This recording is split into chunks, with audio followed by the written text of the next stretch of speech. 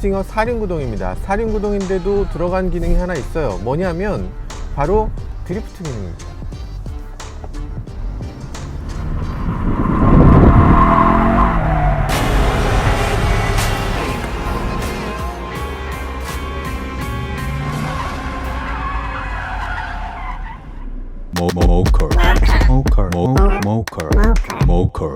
네, 안녕하세요. 모카 김한중입니다. 오늘 만나볼 차는 기아 스팅어입니다.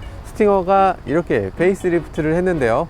페이스리프트라고 하기에는 뭐 그다지 많이 변한 게 아니다 라고 생각하시는 분들도 계신 것 같고요. 파워트레인까지 변했으니까 이건 뭐 풀체인지급이다 이렇게 얘기하시는 분도 계신 것 같습니다. 여러 가지 변화들이 있었는데 어떤 변화가 있었는지 직접 살펴보시죠. 이제 현대차의 주력 엔진 중에 하나죠. 2.5L 터보 엔진이 이 차에 장착이 됐는데요. 굉장히 조용합니다. 정말 너무하다 싶을 정도로 조용해요. 이렇게 RPM을 굳이 올리지 않으면 컴포트 모드에서는 어지간하면 2000rpm을 넘지 않거든요.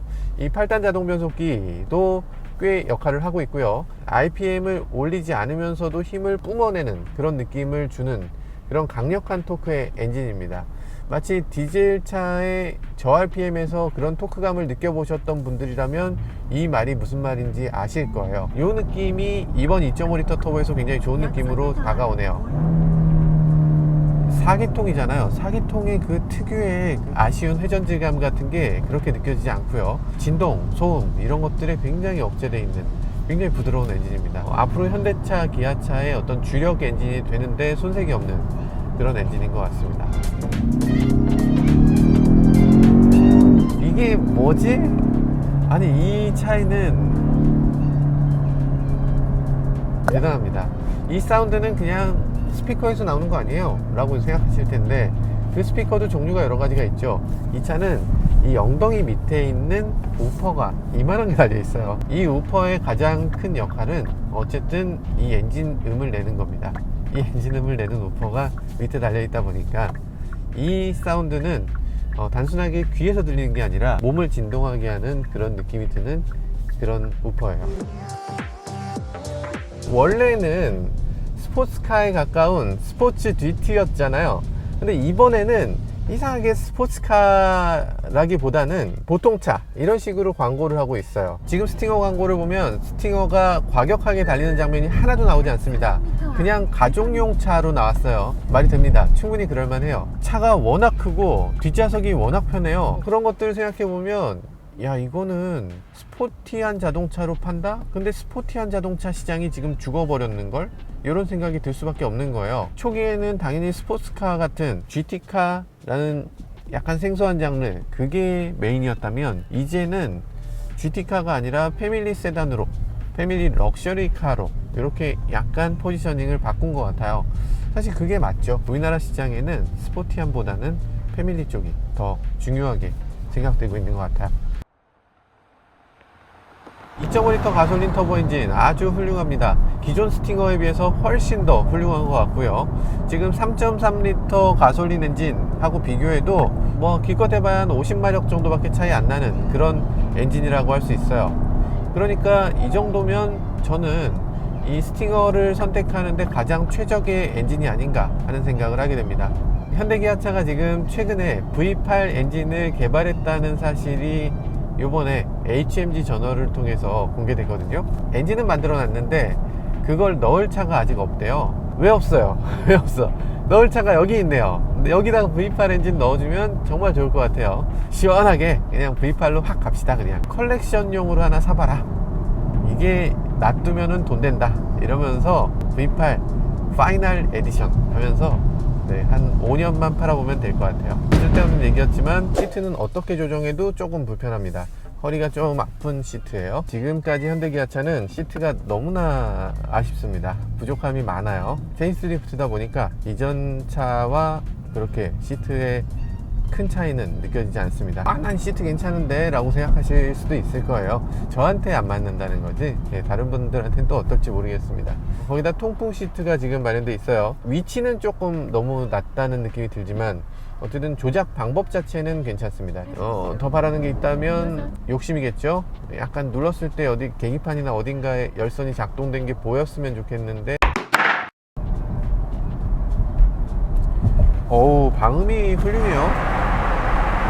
이렇게 소리가 나던 곳이 닫으면 이렇게 조용해져요. 뭐 당연히 창문 밖이 더 시끄러운 건 당연한데, 이 유리가 지금 이중 접합 유리로 되어 있고요. 그리고 전면도 마찬가지 흡음 필름이 들어있어요. 정말 조용한 자동차죠. 노면 소음도 꽤 억제가 되어 있는데요, 이 부분도 인상적입니다. 엔진음 같은 경우는 지금 조금 들어오는 편입니다. 근데 그 엔진음이 기분 나쁜 엔진음이 아니에요. 지금 2.0L 같은 경우는 약간 소음이 으르릉 하는 느낌이 있었는데, 그 안 좋은 소리가 나는 영역, 그 4000rpm, 5000rpm 이런 정도의 그 안 좋은 소리가 나는 영역으로 들어가질 않습니다. 어지간하면 들어가질 않아요. 어지간하면 이 낮은 rpm에서 높은 토크를 이용해서 그냥 쭉 밀어붙이는 그런 형태로 만들어져서 핸디캡을 조금 억제한 것 같아요.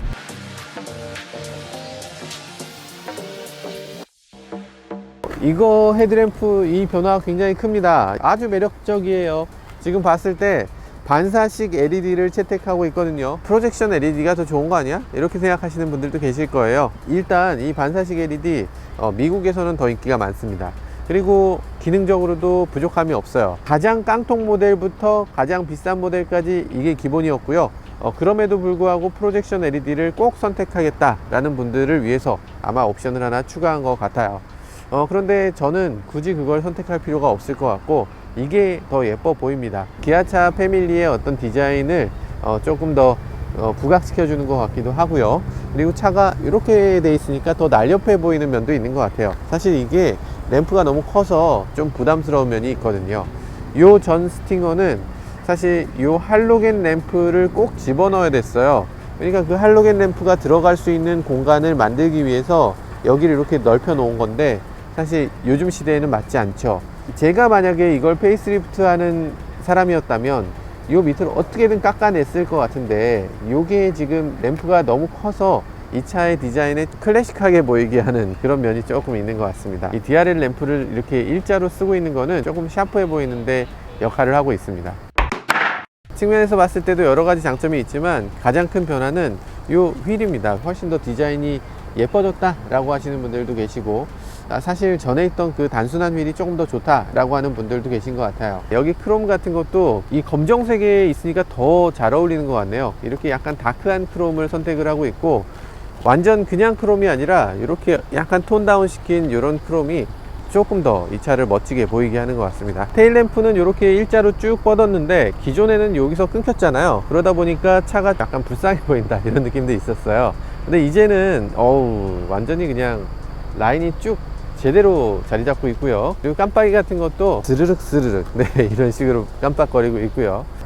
예쁜 거 보세요. G70에는 없고 이 차에는 있는 것이 있습니다. 바로 이런 거죠. 네, 이겁니다. 해치가 이렇게 있어서 여기에 큰 물건을 넣을 때 아주 쉽습니다. 짐을 넣고 뺄 때 굉장히 쉽고요. 그런 것 뿐이 아니고, 제가 차박하는 스타일은 아니고 왜 그렇게 인기인지는 잘 모르겠지만 어쨌든 차박을 하겠다라고 했을 때 이 해치가 열리는 게 훨씬 편합니다. 이 해치가 열리면 이런 식으로 그냥 들어가서 앉을 수 있어요. 이런 식으로 앉고 이렇게 들어가서 이렇게 누울 수도 있고, 혹은 이렇게 누워서 이제 이렇게 볼 수도 있고. 나 죽어. 차박을 도대체 왜들 차박을 하셔갖고 저를 이렇게 힘들게 하시는 거예요. 이렇게 차박을 해도 되는 거죠. 하늘을 보면서. A few moments later. 네, 제가 차박을 하면 안 될 것 같습니다. 젊고 아름다운 분들이 차박을 하시는 게 좋을 것 같아요. 어쨌든 이게 이쪽으로 누워도 되고 저쪽으로 누워도 되고, 그런 부분, 요게 이렇게 높이 올라가는 거 여러 가지로 사용해 보면 편리합니다. 이렇게 트렁크가 작은 경우는 짐을 넣을 때 이렇게 넣어야 되거든요. 굉장히 어려운데 이렇게 되는 경우는 위에서 그냥 들고 놓으면 되니까 그런 것들이 엄청 편합니다. 이 해치 하나만으로도 사실 스팅어가 G70보다 훨씬 더 좋은 차로 느껴지긴 해요. 더 중요한 차이는 뒷좌석에 있습니다. 한번 뒷좌석으로 가볼게요. 뒷좌석 정말 훌륭합니다. 이게 이렇게 고급스러웠나? 이상하다 싶은 정도로 고급스러워요. 잠깐, 시트 방석이 전보다 길어졌네요? 똑같나? 많은 사람들이 이 방석이 너무 좁아서 요즘 불편하다 이렇게 말씀하시는 분들이 꽤 계신데, 사실 그거 아닙니다. 방석이 짧아서 불편한 게 아니고 바닥이 올라와서 불편한 거예요. 이 밑으로 손이 들어가거든요. 지금 이 시트가 낮은 거예요. 그러니까 여러분들이 의자에 앉을 때 어떻게 앉으세요? 여러분들의 의자가 다리가 한 적어도 이만큼은 되잖아요. 이 자동차에 앉았을 때 의자의 다리는 한 뼘, 두 뼘밖에 안 됩니다. 두 뼘밖에 안 되는 정말 낮은 다리를 갖고 있는, 그러니까 요만큼밖에 안 되는 의자에 앉으시는 거예요. 그러니까 요만한 의자에 앉으면 얼마나 불편하겠어. 당연히 불편하죠. 그렇기 때문에 이 의자를 조금 높일 필요가 있어요. 이 시트를 조금만 높여주면 뒷좌석이 훨씬 더 편해지는데, 요즘은 어쨌든 차체의 천장을 낮추는 게 디자인 추세고, 그러다 보니까 이 엉덩이 부분을 자꾸만 낮추는 거예요. 이 엉덩이 부분을 힙포인트라고 얘기하는데, 이 힙포인트가 굉장히 낮은 차입니다. 굉장히 낮은 차예요. 그리고 힙포인트가 낮아질수록 바닥이 올라오기 때문에 이렇게 무릎이 서게 되는 거죠. 무릎이 이렇게 편하게 앉는 그런 좌석은 아닙니다. G70 같은 경우에도 뒷좌석이 불편하다는 평가를 많이 받고 있는데, 그 G70도 마찬가지. 이 뒷좌석의 엉덩이 부분이 너무나 낮기 때문에 불편하고, 시트 길이는 사실 그다지 그렇게까지 큰 의미는 없다고 보셔야 돼요. 발이 들어가느냐, 그게 또 중요한 문제거든요. 왜냐하면 G70은 앞좌석 시트 밑으로 발이 안 들어가는 게 가장 큰 단점 중에 하나였어요. 근데 얘는 발이 지금 들어가거든요. 이렇게 발이 들어간다는 게 뭐 별거 아닌데 이게 들어가냐 들어가지 않느냐로 이 풋룸의 차이가 어마어마하게 크게 느껴집니다. 근데 아이, 쓸데없는 말 마시고요. 뒷좌석에 앉았을 때 편해요, 안 편해요? 그 얘기가 궁금하신 거죠? 뒷좌석에 앉았을 때 생각보다 편합니다. 이 차는 시트백이 뒤로 굉장히 많이 기울어 있어요. 이렇게 기울어 있는데 어떻게 머리가 이렇게 살짝 닿는 정도? 이 정도로 커버했는지 놀라울 따름이에요. 그렇게 불편하지는 않습니다. 그 한계점에 딱 닿아 있어요. 이게 닿아서 못할 정도가 아니고 딱 맞는 닿는 정도예요. 저보다 물론 조금 작은 사람이라면 아주 편하게 앉을 수 있는 좌석이고요. 저처럼 조금 큰 사람도 뭐 괜찮네, 이 정도 뒷좌석이면 편하네, 이렇게 느낄 수 있는 정도의 뒷좌석입니다. 뒷좌석의 오디오 시스템 보면 알루미늄 그릴이 2개 있고, 밑에 우퍼가 하나 더 있네요. 3개의 이런 스피커가 여기에 마련되어 있고, 렉시콘 마크도 찍혀 있어요. 오디오에 신경 좀 썼구나, 이런 느낌이 확 드는 그런 뒷좌석이기도 합니다.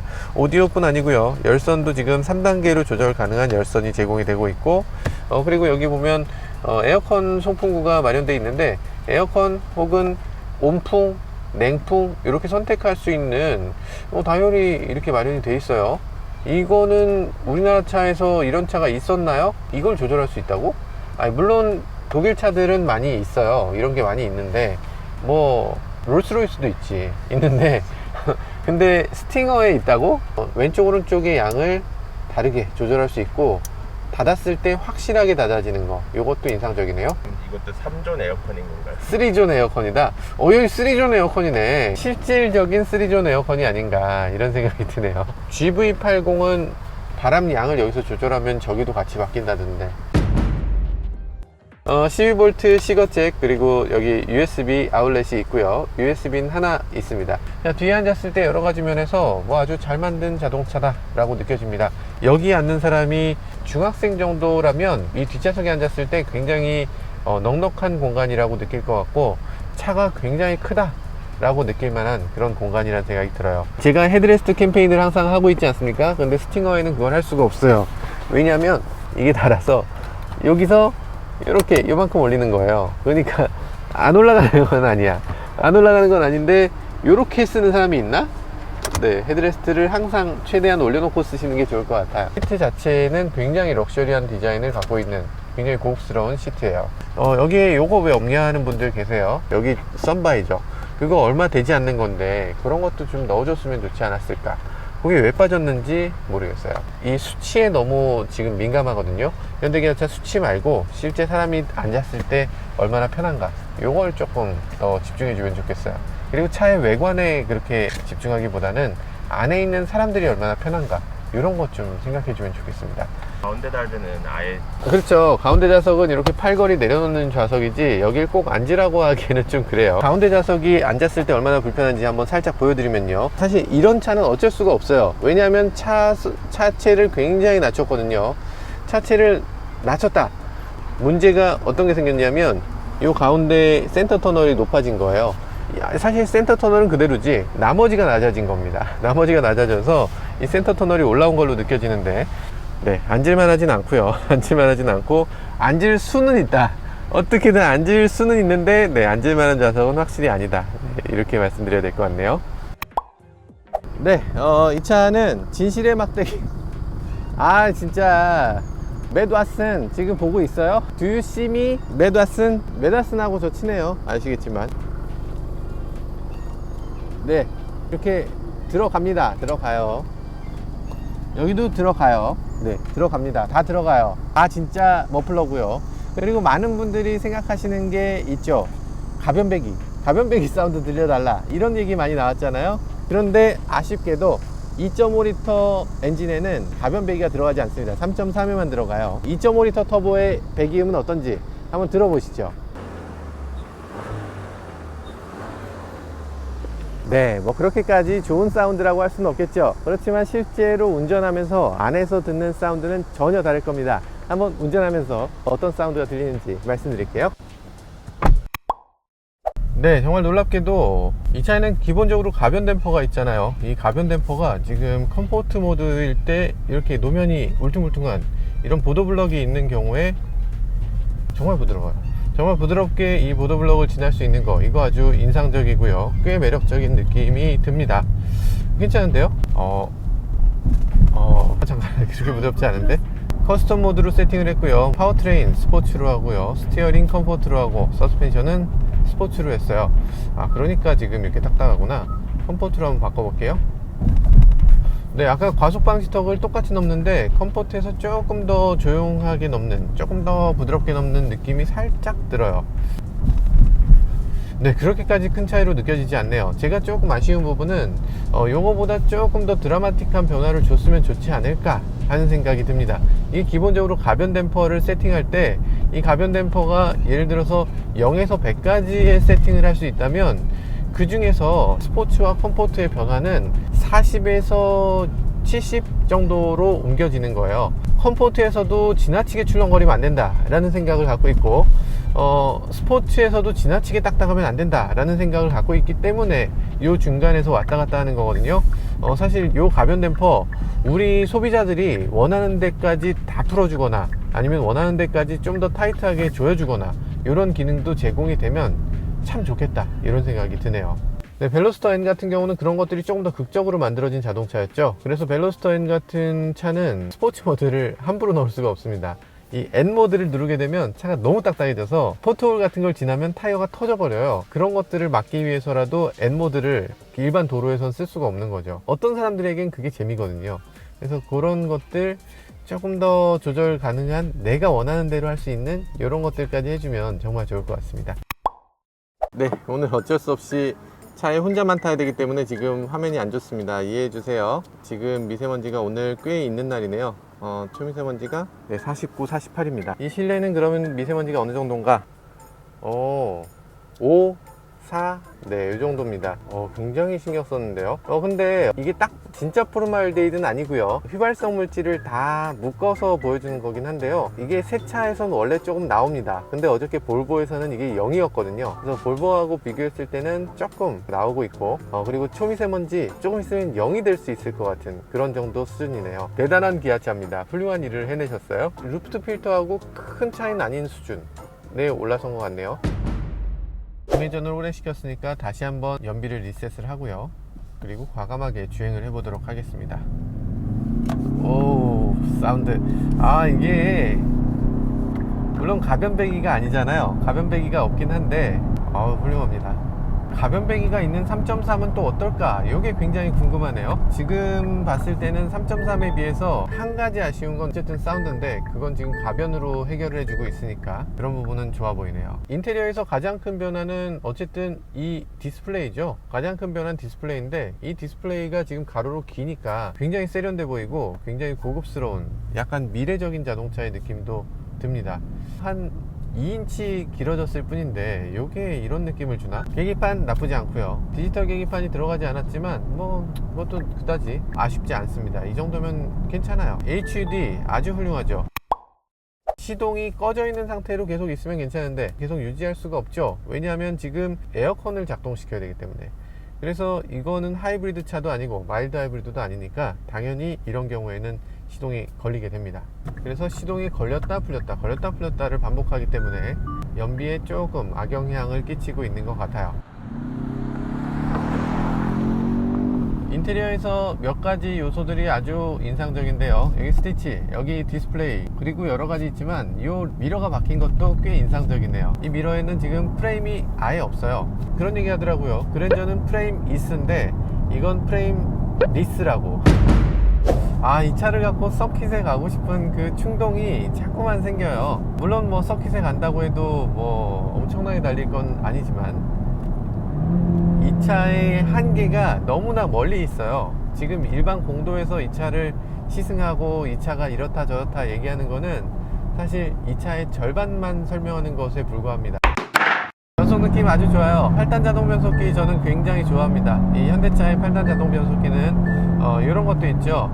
코스팅 모드를 지원을 합니다. 코스팅 모드에 들어가게 되면 지금 RPM이 700rpm으로 떨어지는 걸 볼 수 있어요. 여기 중립주행이라고 써 있잖아요. 이 에코 모드를 사용하게 되면 이 중립주행이 되면서 연비가 극단적으로 높아질 수 있는 그런 부분입니다. 기어를 그냥 중립에다 넣는 거랑 같은 거라고 보시면 돼요. 최소 rpm으로 주행할 수 있게 해준다. 이게 엔진이 꽁으로 도는 게 아니거든요. 그래서 결국에는 연료가 들어가기 때문에 이 연비의 향상은 약간 제한적일 수밖에 없습니다. 그래서 이 차는 코스팅 기능도 갖추고 있는 최신 8단 변속기를 갖고 있지만 연비는 10km에 불과한 거죠. 아까보다 조금 과격하게 주행을 해보고 있는데 스팅어에서 연비를 내는데 가장 큰 어려움은 이 차가 달리고 싶어 한다는 점이에요. 그러니까 이 차가 출력이 남거든요. 출력도 남고 코너링도 훌륭하고 자세도 안정돼 있으니까 조금 더 달리고 싶은 느낌을 자꾸만 운전자한테 심어줍니다. 보통의 운전자들은 아마도 이 중립주행을 조금 하다 보면 아이 내가 이러려고 스팅어 샀냐 라고 하면서 가속 페달을 훅 밟게 될 겁니다. 그래서 이 마인드 컨트롤이 너무 힘들어요. 지금 저는 마인드 컨트롤을 잘 했기 때문에 지금 연비를 좀 높였는데 연비가 10km를 조금 넘어서고 있네요. 잘 만들었어요. 여러 가지 면에서 스팅어만큼 잘 만든 자동차는 현대기아차에서 찾아보기 힘들 것 같습니다. 이 가격에 이런 자동차라니.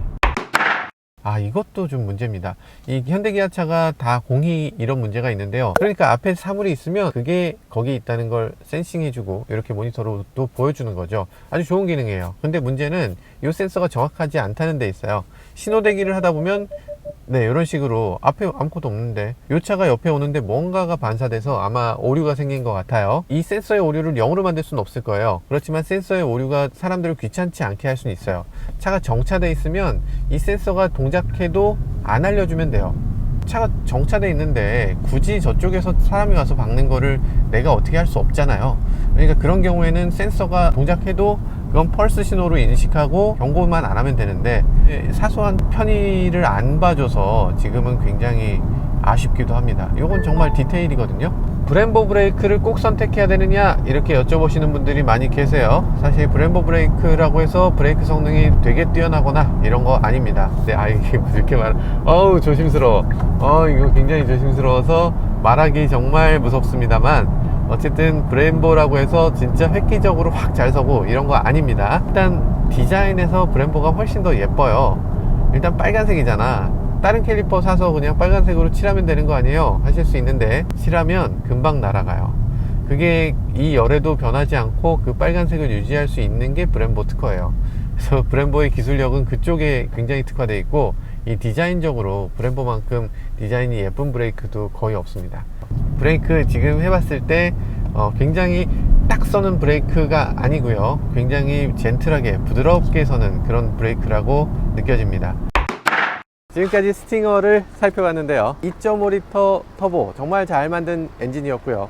정말 이 차에 잘 어울리는 엔진이라는 생각도 들었습니다. 앞으로도 이런 자동차가 더 많아졌으면 좋겠다는 생각이 들고요. 현대차의 주력 엔진으로서도 아주 훌륭한 그런 엔진이 되고 있는 것 같습니다. 여러 가지 살펴봤는데 제네시스라든지 이 차라든지 앞으로 경쟁이 더 치열해질수록 소비자 입장에서는 더욱더 즐거운 자동차 라이프를 즐길 수 있게 되는 것 같네요. 지금까지 저는 모카 김한용이었습니다. 감사합니다. Moker. 테슬라를 보다가 이 차를 보니까 완전히 명차네 명차. 와 세상에.